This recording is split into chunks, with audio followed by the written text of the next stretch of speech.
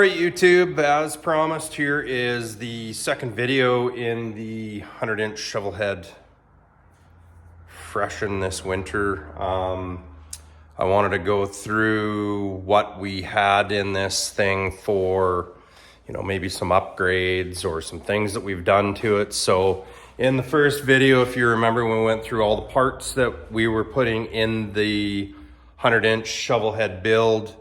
So if you missed that video, go back, watch number 1 in this little 3-part series. This video is just going to be on some of the things that we did to build this Shovelhead and upgrade a few bits and pieces from some of the old school parts to maybe some more modern stuff that we've grafted in here. So the first video was motor parts and what we were doing there. It's now in the frame, as you can see. Definitely a tighter fit with the stroker plates on the motor. So, it fits in there though. It went in no problem. It looks great in there. I'm pretty happy with how it turned out. So some of the things that we did on this bike when we originally built it was I wanted to get away from the old original Shovelhead 4-speed transmission. And so the transmission was upgraded to a 5-speed.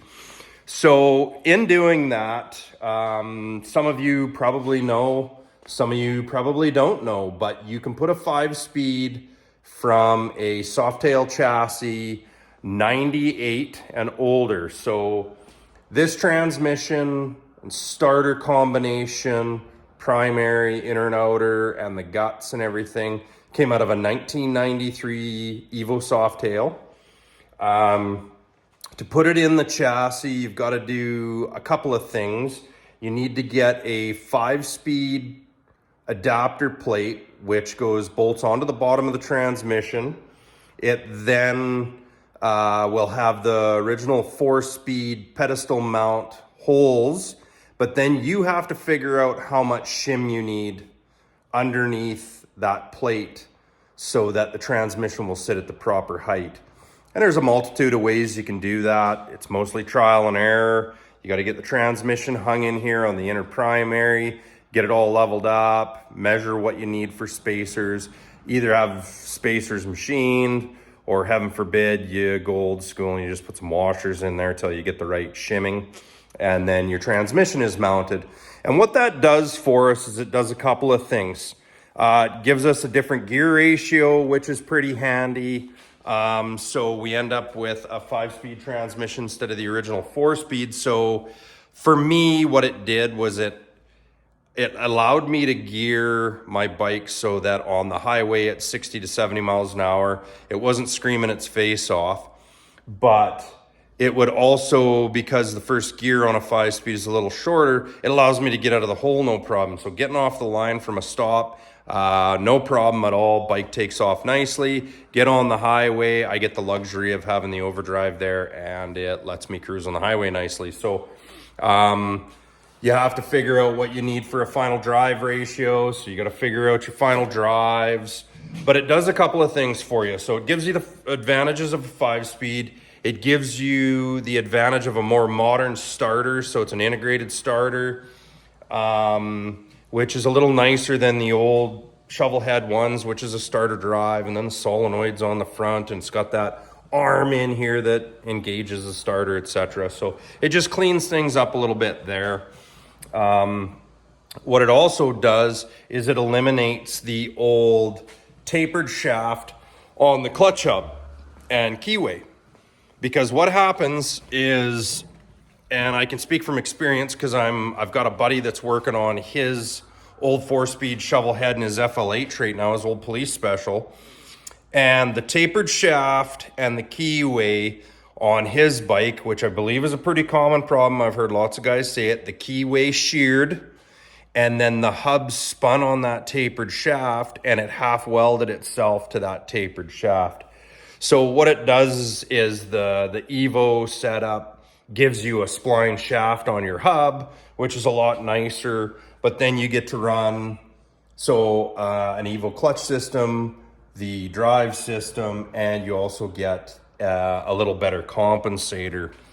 So it just modernizes a little bit of that stuff. And like I say, it does take some figuring to get it to fit. I mean, we had to modify the oil tank. We had to cut the bottom out of it because the primary is a little bit taller. You also have to, I don't know if you can see in there all that well, but you have to notch the down tube from the original seat, style Springer seat. You do have to notch that because the top of the transmission needs a little bit of clearance there to get into it. But it does clean it up, makes for a nice setup, makes it easy to find parts. Some of the Shovelhead parts are getting difficult to find, especially here in Canada. We do have a big Shovelhead following here. There's a lot of guys that part out old Shovelheads. And so you can find them, but they're expensive. They are difficult to find. So that is the biggest upgrade that we did on this bike, was the transmission swap. And I do not regret it at all. Never once. I've never complained about making that swap. It's been fantastic. So reliable parts, they go in, they work, and that's kind of nice. So a couple other things we did on this bike, just goofy stuff I wanted to do, is I moved the coil to the front.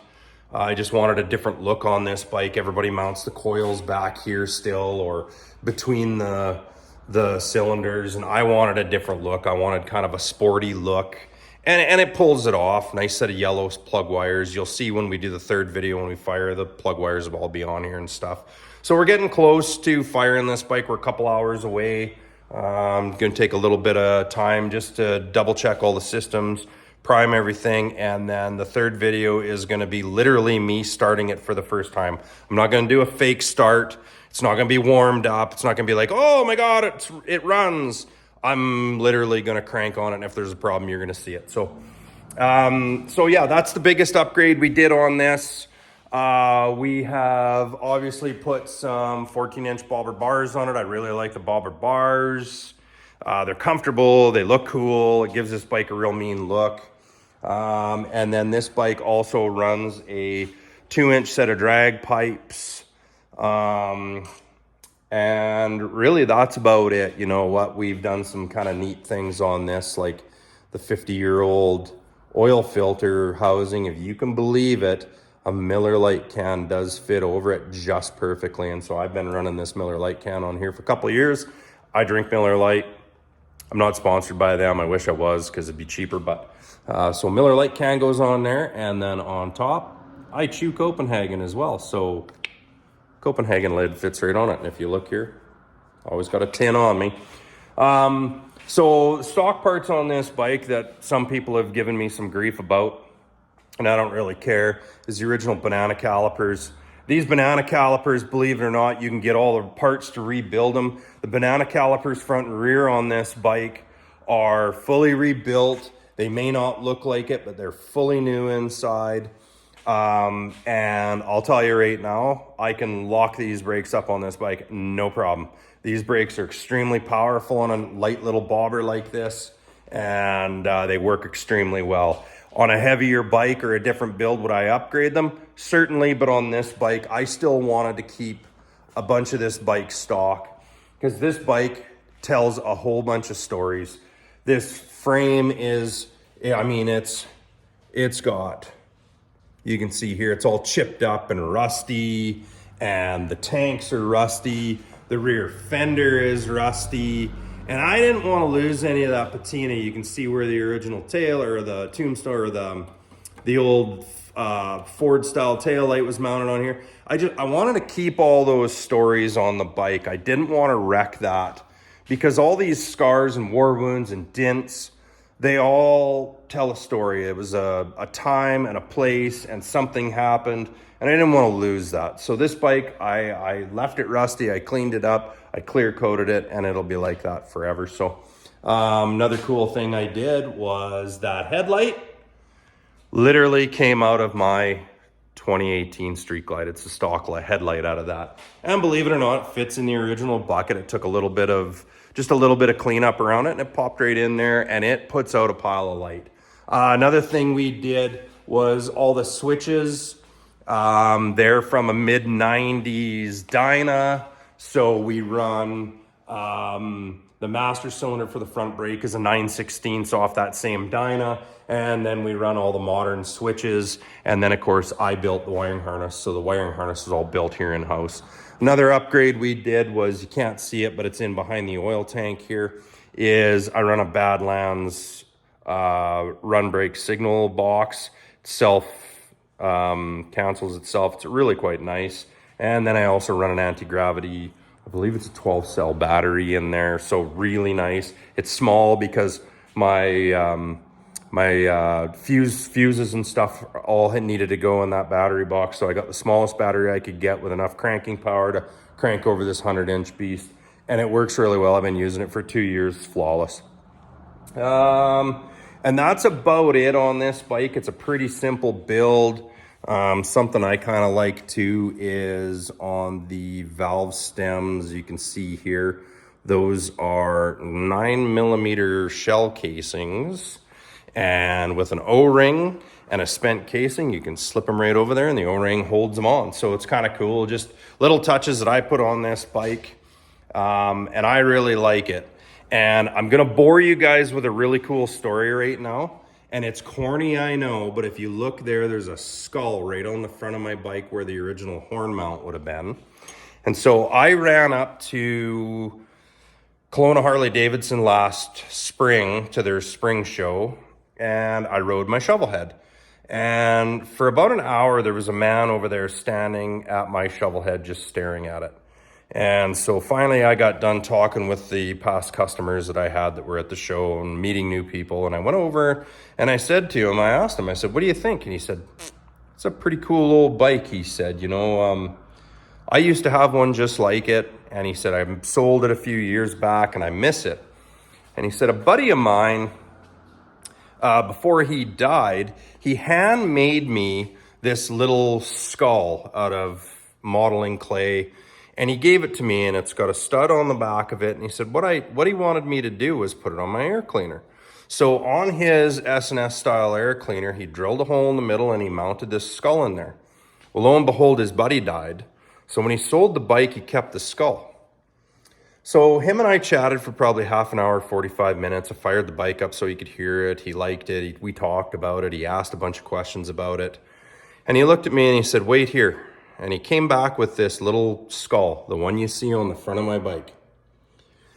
And he said, you're a pretty rad dude. I like you. And he said, I love your bike. And he said, I have something that would be perfect for your bike. He said, I don't care if you put it on the bike or you put it in your shop and keep it or whatever you do. But he said, I want to give you this skull from my buddy that passed away because it needs to be on a rad old chopper. And so I brought that skull home.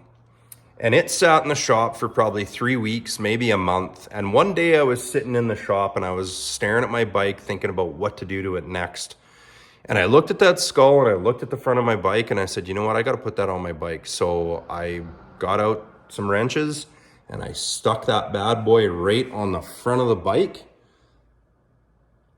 so it can ride everywhere with me. And I know it's a corny story, but I'm kind of like that. I like it when people are part of a community and it makes them feel like they're a part of something if they give you a gift. I do it all the time. I give buddies things that I find, quirky things, Harley Davidson rings, old vintage Harley belt buckles, and I buy them at swap meets. And when I got a buddy in the shop and we're having a moment, I'm like, hey, you know what? It'd be perfect for you. Here you go. It just makes you part of a community and it makes me feel kind of cool that guy thought enough of me and the bike that he wanted his buddy to ride around with me. So kind of an honor, but neat biker story. It's just neat how the community bands together like that. So any questions or comments, guys? Oh, hey, one thing before we go, just so you know, on big bore shovel heads, remember in the first video, we couldn't use the stock nuts because the cylinders are so big and stuff. Just keep in mind, you can also not use the stock style head bolts. You're gonna have to go to a 12-point big bore style head bolt, or like I did an Allen head bolt. I recommend the 12 points. I could not find a set for the life of me. Everybody's sold out. I couldn't even get them from Colony. So the 12 points I feel like would be easier to tighten up than the Allen, because now you have 12 points that you can get the wrench on, whereas the Allens only give you 6. So just a tidbit. Comments, questions, ask me questions if you want to know more about this old shovel beast. And thanks for watching. Video 3 is going to be us firing this bad boy up, and I can't wait to hear this thing. I think it's going to sound amazing. Thanks, guys. Chat soon.